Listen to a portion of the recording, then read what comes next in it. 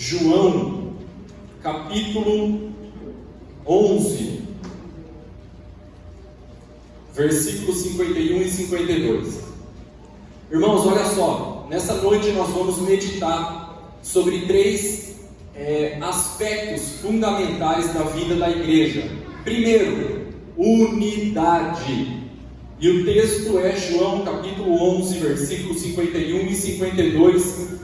O final do versículo 51 diz o seguinte: Jesus estava para morrer pela nação, e não somente pela nação, mas também para quê? Reunir em um só corpo os filhos de Deus que andam dispersos. Irmãos, o que nós aprendemos com isso? Que Jesus morreu pela unidade da igreja. Amém? Então, gente, olha só, unidade para nós muitas vezes é assunto de discussão, mas para Jesus é caso de vida ou morte. Ele entregou a vida dele para reunir em um só corpo os filhos de Deus que andam dispersos e divididos. Se Jesus entregou sua vida por esta causa, é incoerente que façamos qualquer coisa menor do que isso, pela unidade. Então essa é a primeira característica fundamental da igreja. A igreja tem que ter unidade, porque Jesus morreu por isso. Amém? Próximo texto, Gênesis capítulo 2, versículo 18. Agora nós vamos fazer uma combinação de dois textos, Gênesis 2, 18 e João 12, 24. Tá? Nós vamos ler esses dois textos e vamos entender qual é a ligação entre um e outro, dentro dessa característica da unidade. Gênesis capítulo 2, versículo 18 diz o seguinte: disse mais o Senhor Deus: não é bom que o homem esteja só. Guarda essa palavra. Far-lhe-ei uma auxiliadora que seja idônea. João capítulo 12, versículo 24. Você é rápido de endereço aí? Não. João capítulo 12, versículo 24.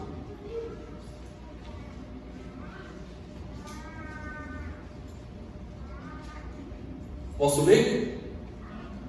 Diz o seguinte, Jesus falando: em verdade vos digo, se o grão de trigo caindo na terra não morrer, fica ele só. Mas se morrer, o que acontece? Produz muito fruto. Irmãos, pergunta: qual é a palavra em comum entre o texto de Gênesis 2 e João 12? Só. Então, gente, olha só, o que nós aprendemos com isso? No texto de Gênesis 2, Deus não disse assim, não é bom que o homem fique solteiro. Não foi isso que ele disse. Ele disse que não é bom que o homem esteja só. Por que nós precisamos entender isso? Por causa do seguinte: tem solteiro que não está só, e tem casado que está só. Porque o que resolve o problema de estar só não é o casamento, é o que? Jesus explicou em João 12: morrer, porque senão fica só. Se o grão de trigo cair na terra, não morrer, vai ficar só. Então o que resolve o problema de estar só não é o casamento, é morrer.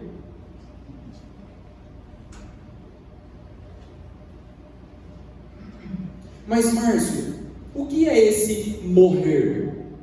É morrer para o seu orgulho, morrer para as suas exigências, morrer para os seus caprichos, morrer para a sua justiça própria.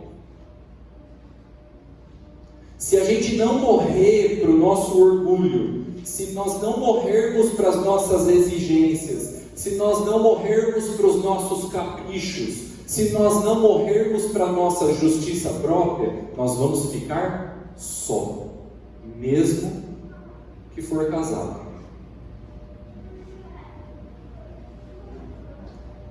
Mas, irmão, não é morrer por morrer, é morrer para frutificar. Existe um benefício, existe uma recompensa para essa morte do eu, que é o que? Produz muito fruto. Jesus disse em João 12, aquele que morre produz muito fruto, ele não vai ficar só. Então não é morrer por morrer, é morrer para ganhar frutos. Por isso que Jesus falou que aquele que não perder a sua vida, não vai salvá-la. Ou seja, se eu perco a minha vida, eu ganho a vida de Cristo. Então não é morrer por morrer, é morrer para ser salvo. Em um relacionamento de qualquer nível, é morrer para dar vida para o relacionamento. Então não é morrer por morrer, eu morro para dar vida para esse relacionamento, seja com quem for. Normalmente, quando nós vemos uma pessoa que está só, que é solitário, isolado, não tem amigos, está abandonado, não recebe apoio, normalmente essa é uma pessoa que não quer morrer.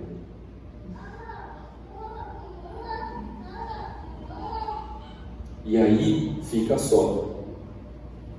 Então, num relacionamento em geral, de qualquer nível, quando nós morremos para o nosso orgulho, para as nossas exigências, para os nossos caprichos, nós damos vida para o relacionamento. Porque muitas vezes nós teremos que assumir a culpa que não é nossa. O primeiro Adão disse assim, é culpa dela. O último Adão disse assim, é culpa minha. Entendeu?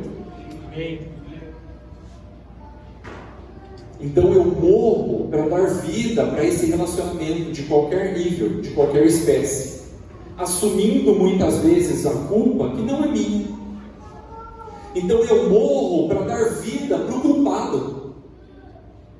Eu morro para que o outro ressuscite. E aí o relacionamento volta a ficar gostoso e em paz. Então, para resolver o problema de estar só, de se sentir só, sozinho, solitário, solidão, é morrer. A palavra de Deus diz que Jesus é o unigênito do Pai.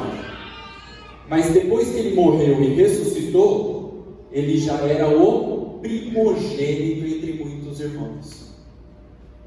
Então, quando ele morreu, ele ressuscitou como primogênito. Ele veio como unigênito, morreu e ressuscitou como primogênito. Antes ele era o único filho de Deus, mas quando ele morreu, agora ele já não era mais o único filho de Deus, ele deu vida para nós. Amém? Só que é interessante, se a gente for aceitar o calendário de que Jesus morreu na sexta e ressuscitou no domingo, para onde ele foi no sábado? Para o inferno. Lembra que a palavra fala em Efésios que ele desceu às regiões inferiores da terra? Então ele morreu na sexta-feira, ele desceu às regiões inferiores da terra, com a promessa de ressuscitar no domingo. Mas quando ele desceu no sábado, nas regiões inferiores da terra, ele enfrentou o inferno. O que nós aprendemos e como se aplica isso na nossa vida? Que para a gente ressuscitar com frutos nos nossos relacionamentos, a gente vai ter que enfrentar o inferno antes. O inferno do nosso orgulho, o inferno da nossa soberba, o inferno das nossas exigências, o inferno dos nossos caprichos, o inferno da nossa justiça própria, o inferno do nosso eu, que precisa morrer para dar vida para os relacionamentos. Amém? Você lembra do Salmo 133, que diz assim: quão bom e agradável é que os irmãos vivam em união. Então é bom e agradável que os irmãos vivam em união. Aí ele diz que é como um óleo sobre a cabeça que desce sobre a barba. E ali, naquele ambiente, Deus ordena a vida e a bênção para sempre. Normalmente nós queremos ser uma igreja onde Deus ordena a vida e a bênção. Mas para esse fruto vir para a luz, a vida e a bênção, para esse fruto vir à luz, ele precisa de um ninho para ser chocado. Qual é esse ninho? É o começo desse capítulo do Salmo 133, viver em união. Então, se nós vivemos em união, esse é o ambiente mais propício para que esse fruto brote, que é a vida e a bênção para sempre. Deus ordenando a vida e a bênção para sempre. Então não é uma bênção e a vida para sempre que vai acontecer como um versículo mágico. Não, essa promessa tem uma condição antes, vivermos em união. Toda promessa tem uma condição antes. Diz que tem uma promessa na Bíblia, em 1 João capítulo 1, que o sangue de Jesus nos purifica de todo pecado. É uma promessa? É, mas qual é a condição? No versículo anterior, o que diz lá? Se andarmos na luz e confessarmos os nossos pecados. Aí ele é fiel e justo para nos perdoar, nos purificar, e o sangue de Cristo nos purifica. Aquele texto super conhecido de João 8, conhecereis a verdade vos libertará. Mas esse versículo começa com uma letra E. Ou seja, ele está juntando o versículo anterior com esse. E conhecereis a verdade vos libertará. Essa é a promessa, conhecer a verdade e eu vou ser livre. É a promessa. Mas qual é a condição? Está no versículo anterior. Jesus disse assim: se você permanecer na minha palavra, verdadeiramente você vai ser meu discípulo. E então você vai conhecer a verdade vai te libertar. Toda promessa ela tem uma condição. Então essa promessa de Deus ordenar na nossa vida a bênção e a vida eterna para sempre é uma promessa. Mas qual é a condição? Vivermos em união. Esse é o ninho para essa promessa ser chocada. E quais são os dois ingredientes indispensáveis que não pode faltar nesse ninho? Quais são os dois nutrientes indispensáveis que não pode faltar nesse ninho de união? Ele fala lá, óleo sobre a cabeça e óleo sobre a barba. O que é óleo sobre a cabeça? Fala de sabedoria. Por quê? Porque é na cabeça que nós armazenamos a sabedoria que nós temos. Então, para a gente viver em unidade, nós precisamos de sabedoria. Sabedoria para selecionar bem as palavras que nós dizemos uns aos outros. Por quê? Porque a Bíblia fala que o poder da vida e da morte está na língua. O filho do John, o Daniel Gottfriedson, eu vou contar isso aqui porque ele contou na internet abertamente. Ele contou que eles estavam numa casa esperando a pizza chegar, e ele gosta de tocar teclado e cantar. Então ele pegou o teclado, começou a cantar, e os irmãos começaram a adorar. Quando chegou a pizza, acabou o louvor, eles comeram a pizza, terminou lá a comunhão, cada um estava indo embora, ele estava passando assim pelo corredor para ir embora, e escutou duas irmãs falando assim, ó: você ouviu a voz dele? Que horrível! Não dá para cantar, não dá para ouvir ele cantando. E ele escutou aquilo e acolheu no seu coração. Aquelas palavras machucaram ele ficou por anos enterrando o talento dele, até que Deus curasse ele de novo. Aí a gente foi naquele retiro de pastores em Santa Isabel. Lembra o último que a gente foi em Santa Isabel? Quem estava ministrando o louvor lá? O Daniel Gottfriedson, adorando ao Senhor, curado, não mais enterrando o talento. Então, isso, irmãos, nos mostra e nos ensina que nós precisamos de sabedoria, óleo sobre a cabeça, para conviver em unidade. Por quê? Porque nós precisamos saber selecionar bem as palavras que nós dizemos uns aos outros. Porque a Bíblia fala que o poder da vida e da morte está na língua. Cuidado com as palavras que a gente fala. Você é burro. você não faz nada direito, tá vendo? Não, irmão. Tem que ser palavra que promove a edificação. Então nós precisamos de sabedoria para viver em unidade. Amém? Amém? E quando ele fala aqui do óleo sobre a barba fala de maturidade. Então nós precisamos de maturidade para viver em união. Por quê? Porque unidade é para gente madura. Por exemplo, pega duas crianças de 5 anos, coloca ali numa salinha com um brinquedo e deixa elas lá, volta 30 minutos depois. Como que você acha que você vai encontrar essas duas crianças? Não, eu prefiro você em honra, pode brincar você. É assim que a gente vai encontrar eles? Como que a gente vai encontrar eles? Puxando o cabelo, mordendo, arranhando, gritando, chorando, brigando. Por quê? Porque não tem maturidade para conviver em unidade. Gente, unidade é para gente madura. Então nós precisamos amadurecer. Precisamos amadurecer para viver em unidade. E muitas vezes, irmãos,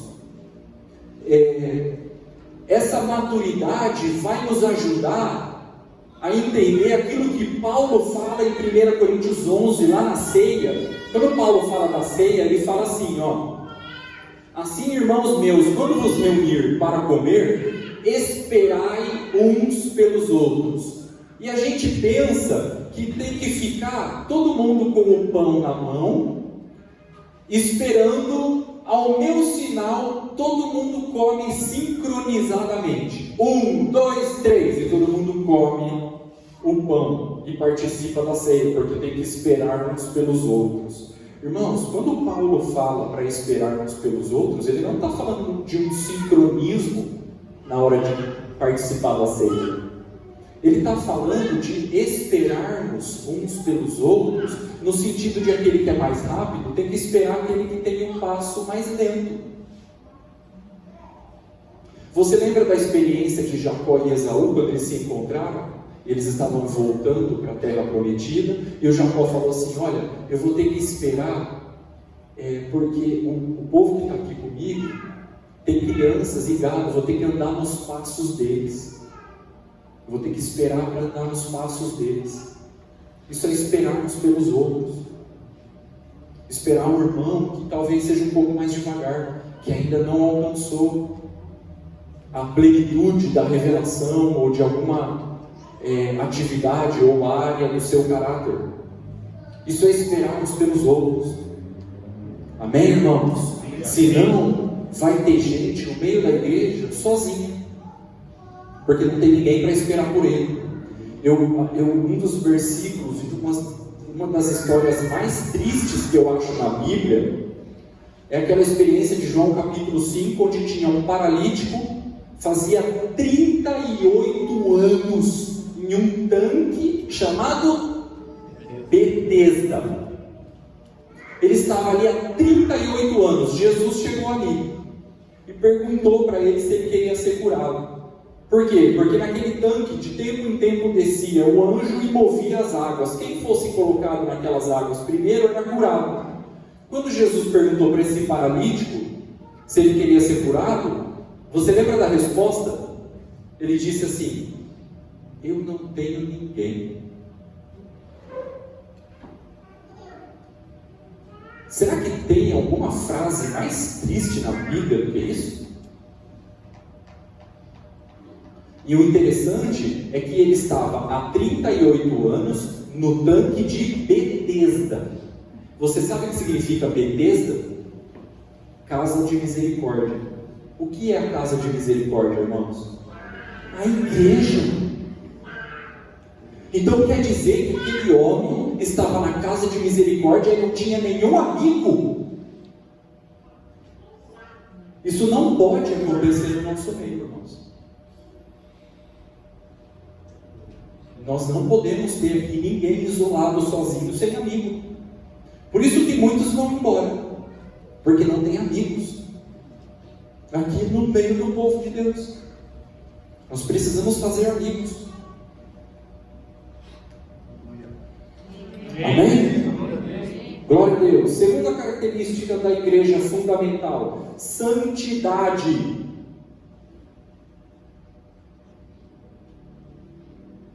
Segunda característica fundamental da igreja: santidade.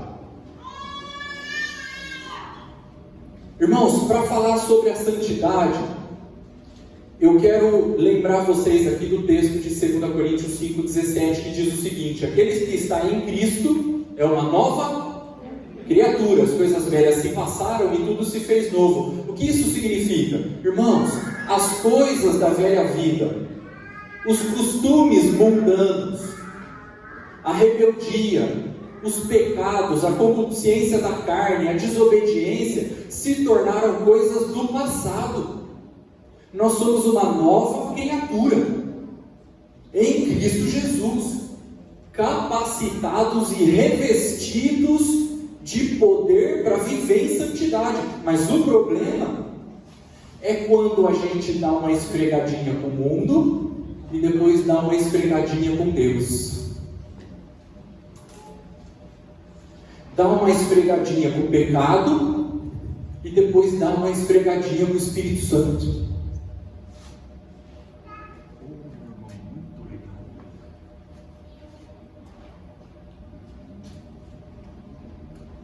Então nós precisamos nos posicionar. De que lado você está?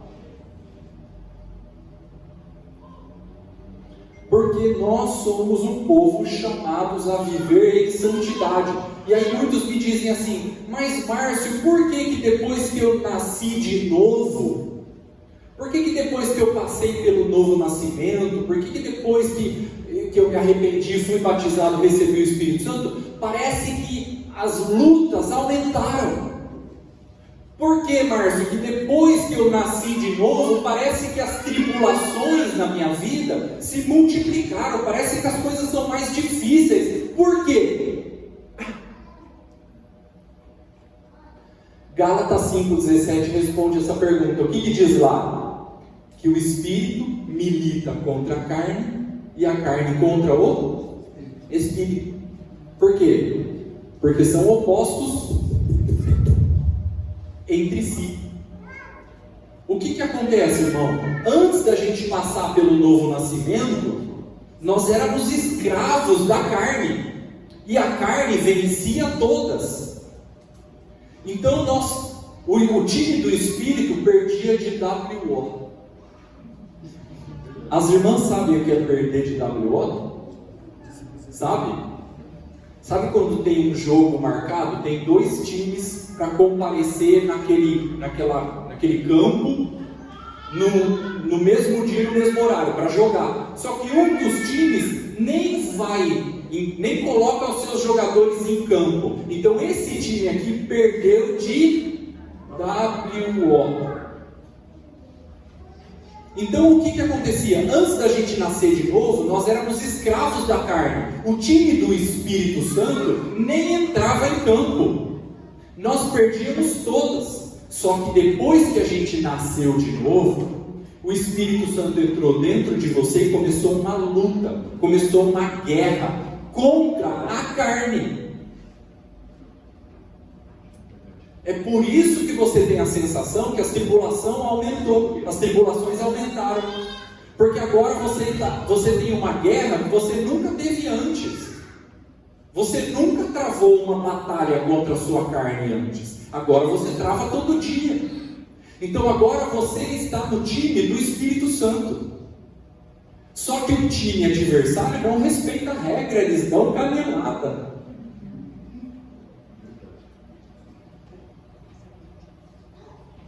É uma luta, é uma guerra.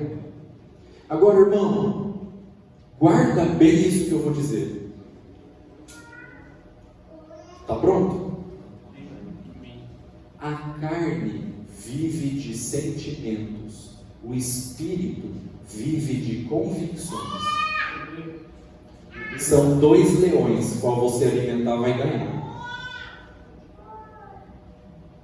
Pegou? Então o que a gente tem que fazer? Cortar o alimento do leão errado. Porque aí o próprio Espírito Santo que está dentro de nós vai se encarregar de vencer a carne, vencer o leão errado. E aí o que nós cortamos o alimento do leão errado e alimentamos o leão correto. Ele se alimenta do quê? Convicções. Convicções. Irmãos, nós não vivemos por sentimentos, nós vivemos por convicções.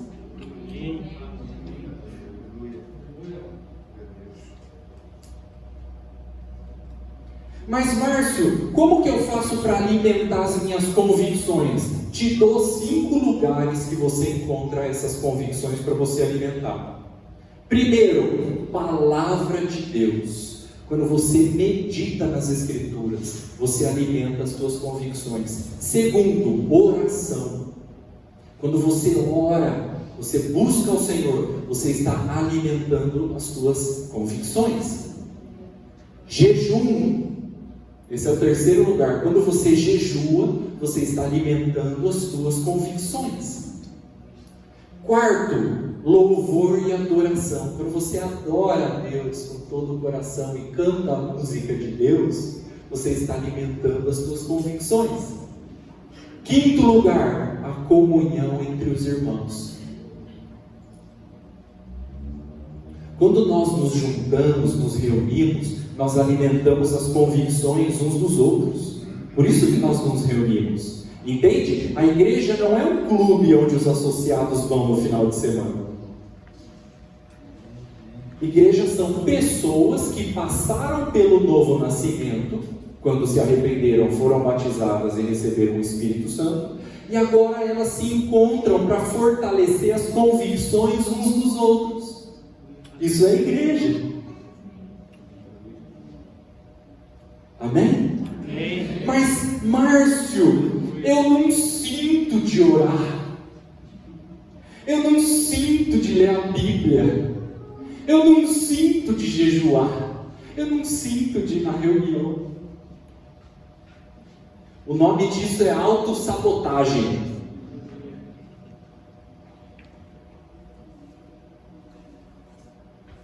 A tua carne está sabotando a tua santidade, você está caindo que nem um patinho. Mas Márcio, se eu ler a Bíblia sem sentir, se eu vir na reunião sem sentir, é hipocrisia. Não, irmão, você está confundindo. O nome disso é senso de responsabilidade. Tinha uma época que eu trabalhava numa empresa de tecnologia em Bauru. Eu moro em Agudos e eu sou formado em tecnologia e fiz pós-graduação em redes de informática. E eu trabalhava em Bauru, que é uma cidade vizinha. E para eu chegar no emprego às 8 horas, eu tinha que acordar todo de segunda a sexta. Eu tinha que acordar de segunda a sexta, às 6 horas da manhã, para tomar banho, tomar café, pegar o ônibus às 7, para chegar às 8 lá em Bauru. Mas irmão, olha aqui bem para minha cara. Você acha que eu sentia de acordar todo dia às 6 horas da manhã? Eu não, irmão. Eu sentia de ficar dormindo até meio-dia. É isso que eu sentia, mas eu nunca perdi um dia de emprego por causa desses sentimentos. Ah, Márcio, isso é hipocrisia, você ia trabalhar sem sentir. Não, irmão, o nome disso não é hipocrisia, você está confundindo as coisas. O nome disso é senso de responsabilidade. Agora, irmão, eu te pergunto, por que nós somos extremamente responsáveis com a nossa vida profissional e somos irresponsáveis com a nossa vida espiritual?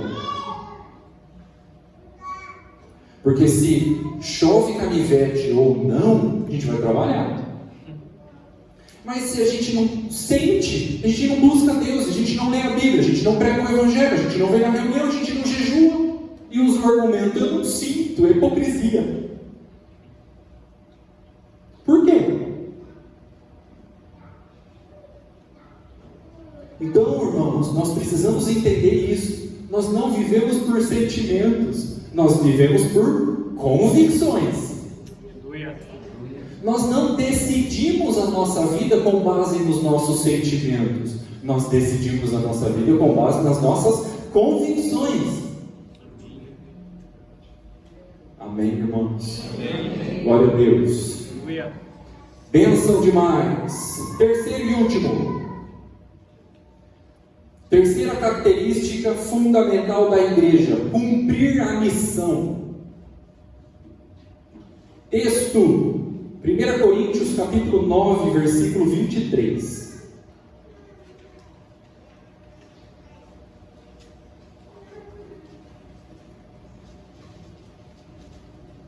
Cumprir a missão. 1 Coríntios capítulo 9, versículo 23. Tudo faço por... Alguém abriu aí? Hã? Por causa. Guarda essa palavra. Causa. Causa. O Evangelho é uma causa. Tudo faço por causa do Evangelho, com o fim de me tornar cooperador com Ele. Irmão, olha só.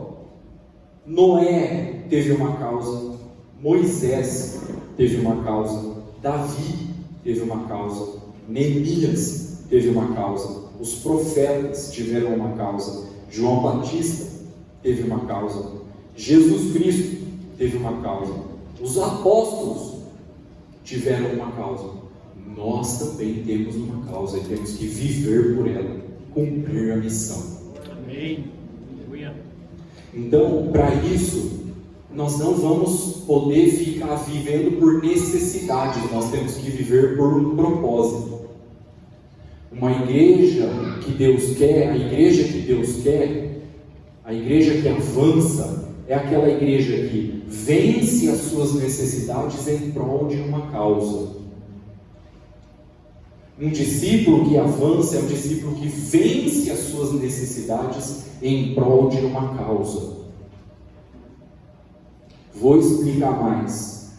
Ao invés da gente viver atrás das nossas necessidades, nós vamos viver em função da causa do Evangelho. Vou explicar mais. Irmãos, olha só. Uma igreja que congrega necessidades é uma igreja que vem buscar a bênção no domingo, mas não cumpre o propósito na segunda.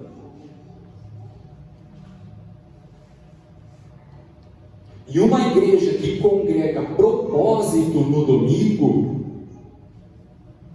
é uma igreja que se reúne no domingo, mas cumpre o propósito na segunda.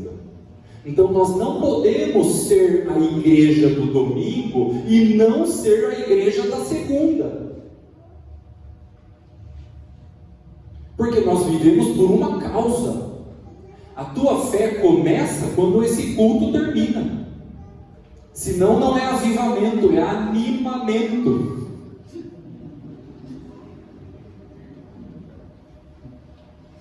Então nós não podemos ser a igreja do domingo e não ser a igreja da segunda. Nós não podemos vir aqui no domingo buscar a bênção e deixar de cumprir o propósito na segunda.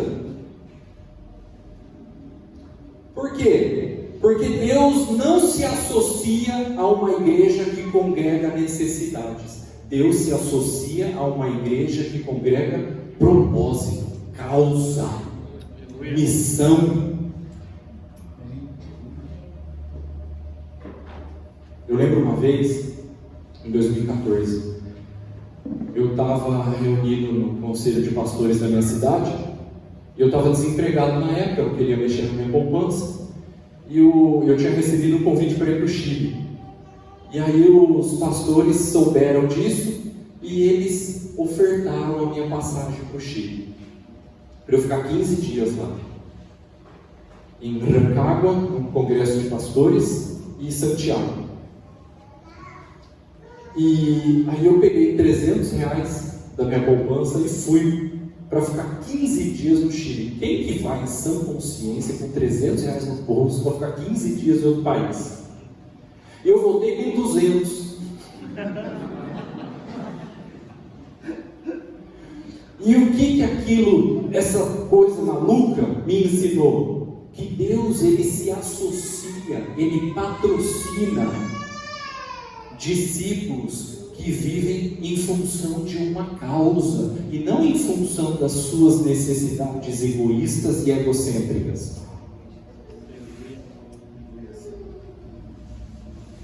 Nós temos um chamado, nós temos uma causa, nós temos uma missão, temos um propósito, temos um alvo. Então nós precisamos nos mover em direção a cumprir a missão. Jesus disse que nós somos o sal da terra e a luz do mundo. E Ele disse que se o sal não salgar, não presta para mais nada, a não ser para ser pisado pelos homens.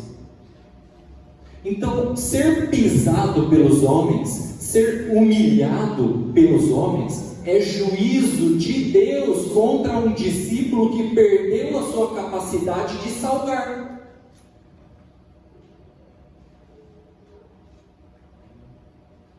Se você não vive em função de uma causa, você é um andarilho, você não é um peregrino. Se você não tem uma causa, você é um fugitivo, não é um enviado.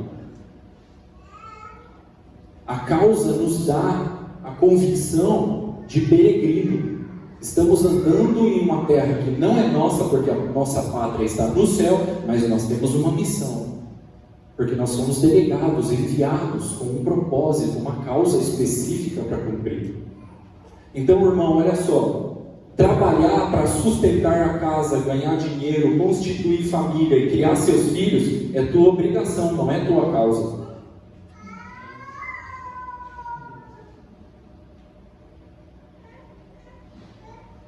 Por que as pessoas são tão frágeis? Porque elas não têm uma causa para lutar e para defender. Quando você tem uma causa, uma missão, desistir se torna uma palavra inexistente no seu vocabulário. Quando você descobre a sua causa e se envolve com ela, você se torna uma pessoa antifrágil. Porque as pessoas são tão infelizes? Porque a felicidade está ligada à fertilidade. O que adianta ser produtivo para mim mesmo? Eu não quero ser fértil para mim mesmo. Eu quero ser fértil pela causa, em favor dos homens. Para fazer a diferença na vida das pessoas. Porque as pessoas andam tão cansadas? Porque elas estão cansadas de carregar um fardo inútil. Mas quando nós experimentamos ficar cansado de carregar um fardo útil, o renovo do Senhor nunca cessa. Consigo me explicar? Sim ou não? Amém, irmãos? Então, o que nós falamos hoje? 3 características fundamentais da igreja. Quais são elas? Unidade. O que mais? Santidade. E... Aleluia! Glória a Deus!